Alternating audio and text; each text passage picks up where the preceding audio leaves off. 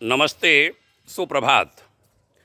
आज 2 दिसंबर 336वां 336 चरण है युग ऋषि विचार श्रृंखला का। अंतःकरण की आवाज़ सुनो और उसका अनुकरण करो। इस शीर्षक से आज की बात कहता हूँ। अखंड ज्योति अप्रैल 1965 के पृष्ठ 10 से विषय को उद्धृत करते हुए।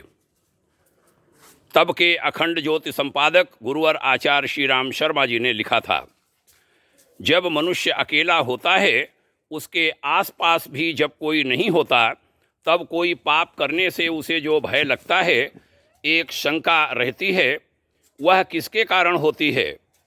जरा सवाल कीजिए। उसे बार बार ऐसा क्यों लगता है कि कोई उसके पाप को देख रहा है?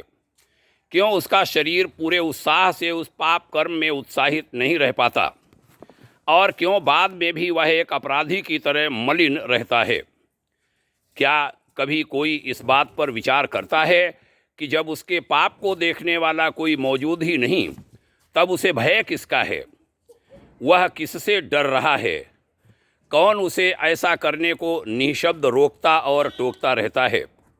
कौन उसके मन, प्राण और शरीर में कंपन उत्पन्न कर देता है?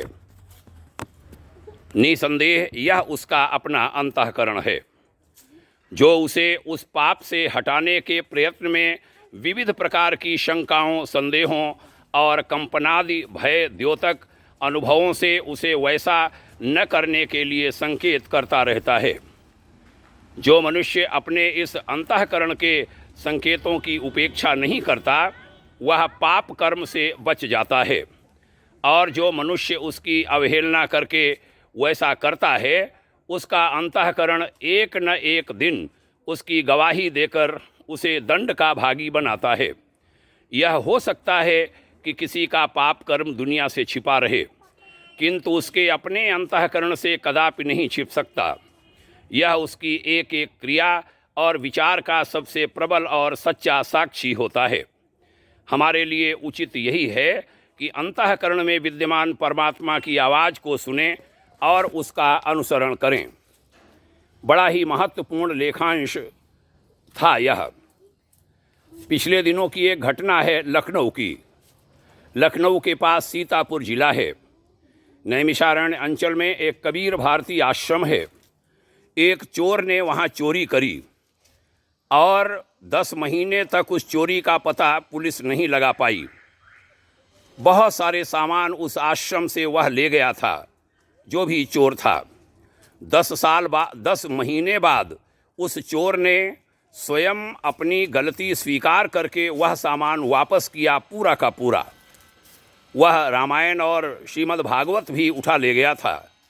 बाद में उसने संस्था के आचार्य प्रमुख श्री प्रमिल द्विवेदी जी से क्षमा मांगते हुए उन्हें बताया कि हमने वह चोरी करी थी, और अंत में उसने यह 2 चीज़ें रामायण और भागवत मांगी।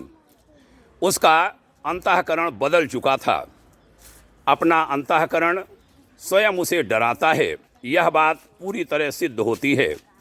यह घटना हमारे सामने की है, जिसे मैं वहाँ देख आया हूँ। आइए अंतःकरण की सुनेंगे। शरीर के पक्ष की ही बात नहीं सोचेंगे। मन शरीर का वकील है, वह शरीर के पक्ष की वकालत करता है। आत्मा की सुने, अंतःकरण की सुने, हमारा जीवन बदले। आइए इस दिशा में बढ़ेंगे। ऐसे संकल्प के साथ आज की चर्चा का समापन। बहुत बहुत धन्यवाद। शुभकामनाएं। ओम शांति।